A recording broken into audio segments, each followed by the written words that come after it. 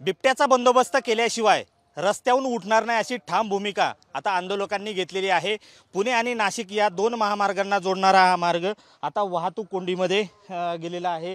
वाहनांच्या लांबच लांब रांगा लागलेल्या आहेत, तर दुसऱ्या बाजूला ग्रामस्थांच्या संतप्त प्रतिक्रिया आहेत। बिबट्यांच्या हल्ल्यामुळे आमची लहान लहान लेकरं दगावलीत। आतापर्यंत 56 जणांचा बळी गेलेला आहे। 12,000हून अधिक पाळीव जनावरांचा या ठिकाणी मृत्यू झालेला आहे। बिबट्यांचा हैदोस हा दिवसेंदिवस वाढतोय, त्यामुळे हीच ती वेळ आहे। ही भूमिका घेऊन आंदोलक आता रस्त्यावर उतरलेले आहेत। राज्यकर्त्यांनी आमच्या भावना समजून घ्याव्यात, अन्यथा रास्ता रोकोतून निघाल्यानंतर तुमच्या घरावरती येऊ असा थेट इशारा आंदोलकांनी वळसे पाटलांना दिलाय। अजित पवारांनाही त्याचबरोबर लक्ष केलेलं आहे।